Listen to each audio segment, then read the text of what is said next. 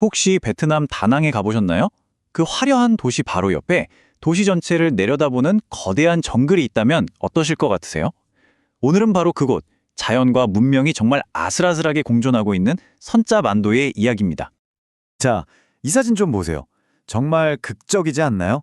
저기 빽빽한 원시림 끝자락 너머로 베트남에서 가장 빠르게 성장하는 도시 중 하나인 다낭이 펼쳐져 있습니다. 이 한 장의 사진이야말로 선짜반도가 품고 있는 그 묘한 긴장감, 그러니까 야생과 개발의 아슬아슬한 동거를 그대로 보여주는 거죠. 선짜반도는 그 이름처럼 말 그대로 바다 위에 솟은 산입니다. 한쪽으로는 드넓은 바다를, 다른 한쪽으로는 계속해서 팽창하는 도시를 끼고 있죠. 이 독특한 지형이 어떻게 이곳의 운명을 만들었는지 지금부터 한번 살펴보겠습니다. 다낭의 스카이라인이 높아지면 높아질수록 이 선짜반도의 가치는 더 중요해질 수밖에 없어요. 도시의 뜨거운 열기를 식혀주고 또 숨쉴 공기를 공급해주는 말 그대로 거대한 푸른 허파 같은 곳이거든요. 시민들한테는 잠시 도시를 벗어날 수 있는 정말 소중한 휴식처이기도 하고요. 자, 근데 이 푸른 허파가 제 기능을 하려면 그 심장부가 건강해야겠죠?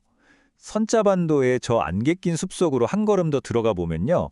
이곳이 그냥 공원이 아니라 아주 엄격하게 관리되는 야생의 성역이라는 걸 바로 알 수 있습니다. 반도에 딱 들어서면 방문객들을 가장 먼저 맞이하는 게 바로 이 표지판입니다. 여기 그려진 원숭이 보이시죠? 이게 바로 붉은 정강이 두쿠라는 친구인데 전 세계적으로 멸종 위기종이거든요. 근데 여기가 가장 큰 서식지라고 해요. 그러니까 이 표지판은 단순한 안내문이 아니라 여기는 인간의 공간이기 이전에 야생동물의 집입니다 라는 선언이나 마찬가지인 거죠. 희귀 멸종위기 야생동물 보호에 동참합시다. 아주 직접적인 문구죠. 이게 그냥 구호로만 그치는 게 아니에요. 베트남 정부랑 여러 국제 환경단체들이 이곳 생태계를 지키려고 정말 치열하게 노력하고 있거든요. 실제로 밀렵을 감시하고 서식지를 복원하는 프로젝트도 계속 진행 중입니다.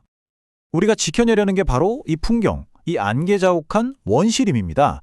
수백만 년 동안 이어져 온 생명의 보고잖아요. 한번 사라지면 다시는 되돌릴 수 없는 곳이기 때문에 그 보존의 무게가 더욱 무겁게 느껴집니다.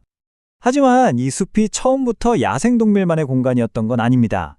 아주 오래전 신화 속 인물부터 지금의 관광객들까지 인간은 아주 오랫동안 이곳에 여러 흔적을 남겨왔어요. 여기는 산 정상에 있는 반코, 우리말로 하면 신선들의 바둑판이라는 곳이에요. 전설에 따르면 두 신선이 여기서 바둑을 두었다고 하는데 이런 이야기가 있다는 것 자체가 이 산이 예로부터 얼마나 신성하고 특별한 장소로 여겨졌는지를 보여주는 거겠죠. 신화뿐만이 아니에요. 반도 곳곳을 다니다 보면 이런 조각상들도 심심치 않게 만날 수 있습니다. 자연에 대한 경외심을 표현하는 것 같기도 하고 또 인간과 자연의 연결고리에 대해서 생각하게 만들죠. 하지만 신화와 예술이 있는 그 길은 곧 이런 아스팔트 길로 이어집니다. 매년 수많은 관광객들을 실어 나르려면 어쩔 수 없겠죠. 이 자연을 즐기기 위해 치러야 하는 대가이면서 동시에 가장 현실적인 위협이기도 하다는 게 참 아이러니합니다. 결국 선짜반도의 모든 이야기는 딱 하나의 질문으로 모아집니다.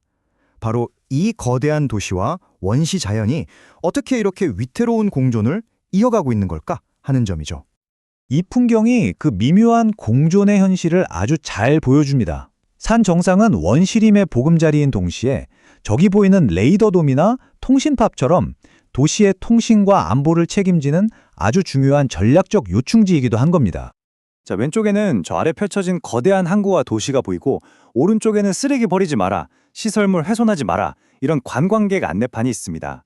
이 두 이미지를 나란히 놓고 보니까 그 관계가 너무 명확해지지 않나요? 도시가 팽창하면서 가하는 압력이 결국 산 위에 더 엄격한 보호 규칙을 만들게 하는 거죠.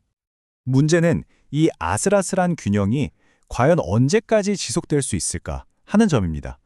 선짜반도의 미래는 결국 이 질문에 우리가 어떻게 답하느냐에 달려 있다고 해도 과언이 아닐 겁니다. 한번 생각해 보세요. 다낭의 경제는 계속 성장할 거고 더 많은 호텔과 리조트를 원하겠죠. 그 개발의 압력이 산의 경계선을 계속해서 밀어붙일 때 이 저울의 한쪽이 완전히 기울어지는 건 어쩌면 시간 문제일 수 있습니다. 이건 사실 선짜반도만의 이야기가 아니라 전 세계 수많은 도시와 자연의 경계에서 던져지는 똑같은 질문이기도 합니다. 어쩌면 선자반도의 미래는 보존이냐 개발이냐 이런 단순한 선택의 문제가 아닐지도 모릅니다. 그보다는 도시가 자연을 얼마나 존중하면서 함께 성장할 수 있는지 우리의 지혜를 시험하는 거대한 실험장 같은 곳이 아닐까요? 그리고 그 실험의 결과는 바로 저 아래 도시의 미래와도 직결되어 있을 겁니다.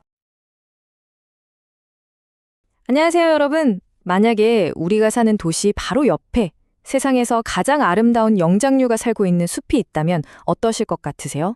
오늘은 바로 그런 곳, 자연과 인간이 아슬아슬하게 공존하는 곳, 손트라 반도의 아름다움과 그 속에 담긴 아주 중요한 이야기를 함께 나눠보려고 합니다. 자, 이 풍경 한 장이 손트라 반도의 모든 걸 말해주는 것 같아요. 저 멀리 보이는 게 쉴 새 없이 발전하는 도시의 모습이고 바로 그 곁에는 수천 년의 시간을 간직한 원시의 자연이 이렇게 숨쉬고 있죠. 이 아슬아슬한 공존, 이게 바로 오늘 우리가 함께 풀어가야 할 이야기의 핵심입니다. 오늘 여정은 이렇습니다. 먼저 하늘에서 이 반도의 거대한 모습을 한번 쫙 훑어보고요. 다음엔 숲속 깊숙이 들어가서 아주 희귀한 보석을 만나볼 겁니다. 그리고 이 땅에 새겨진 인간의 발자취를 따라가 본 뒤에 마지막으로 이 낙원을 지키기 위한 우리 모두의 약속에 대해 이야기해볼 때요.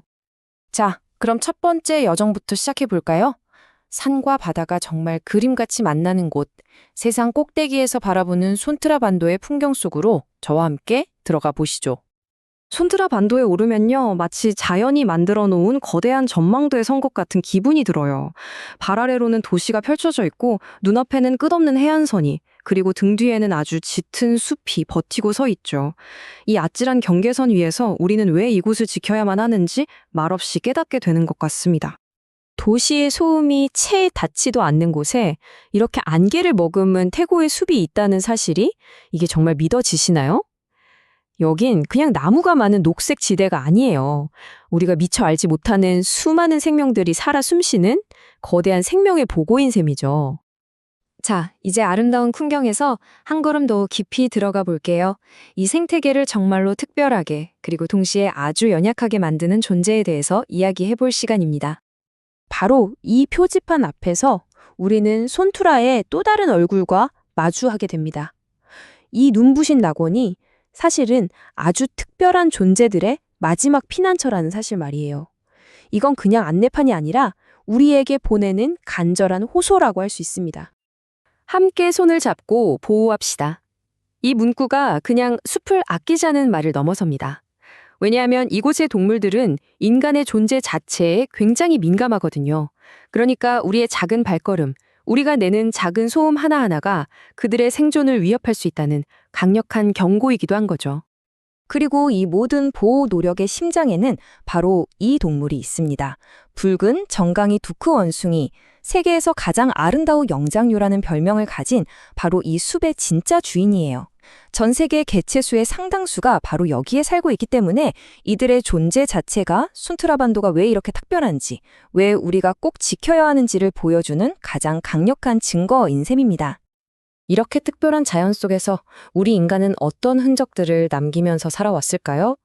자, 이번에는 손트라 반도의 산등성이를 따라서 새겨진 다양한 인간의 발자취를 한번 따라가 보겠습니다. 참 재밌죠? 이곳은 고대의 전설과 현대 예술을 모두 품는 하나의 캔버스가 됐어요. 한쪽에는 신선이 바득을 두었다는 오랜 전설이 깃들어 있고 또 다른 한쪽에는 현대적인 감성의 예술 작품이 자리하면서 이곳의 다친적인 역사를 보여주고 있는 거죠. 그리고 여기 어떻게 보면 가장 현대적인 인간의 흔적이 있습니다. 짙은 녹음 위로 솟아오른 통신탑은 이 반도가 단지 아름다운 자연에만 머무르는 게 아니라 현대 사회에서 아주 중요한 역할을 하고 있다는 걸 보여주죠. 이질적인 두 모습이 공존하는 게 참 묘한 감상을 불러일으키네요. 이렇듯 인간의 발길이 닿는 곳에는 언제나 책임이 따릅니다. 이 경이로운 자연을 즐기는 동시에 이것을 파괴하지 않으려면 우리는 과연 어떤 약속을 해야 할까요? 이곳은 그냥 경치 좋은 관광지가 아니라 공식적으로 지정된 생태보호구역입니다. 이 표지판은 방문객들에게 이 땅이 얼마나 소중한지를 알리고 또 모두가 함께 지켜야 할 최소한의 약속들을 명시하고 있는 거죠. 그 규칙들을 보면요, 놀랍도록 간단하고 당연한 것들입니다. 하지만 생각해보면 무심코 새긴 낙서가 바위를 병들게 하고 내가 버린 쓰레기가 동물의 생명을 위협하고 정말 작은 불씨 하나가 이 모든 숲을 재로 만들 수 있잖아요. 이 당연해 보이는 약속들이야말로 이곳을 지키는 가장 거대한 힘이 되는 겁니다. 네, 바로 이겁니다. 우리 각자의 아주 작은 책임감, 그 단순한 행동이 모일 때 비로소 진짜 보존이 가능하다는 생각, 이게 바로 핵심 메시지입니다. 그리고 이 풍경이 우리가 마주한 현실을 가장 솔직하게 보여주는 것 같아요. 우리는 자연을 더 가까이에서 보기 위해서 길을 내고 또 이렇게 주차장을 만들었죠. 이 편리함의 대가로 우리는 이곳을 온전히 지켜야 할 무거운 책임도 함께 짊어지게 된 겁니다. 결국 이 손트라 반도의 이야기는 우리 모두에게 하나의 질문을 던지고 있습니다. 이 소중한 보물들을 파괴하지 않으면서 어떻게 다음 세대와 함께 나눌 수 있을까요? 바로 그 균형점을 찾아내는 것, 그것이 지금 우리에게 남겨진 가장 큰 숙제일 겁니다.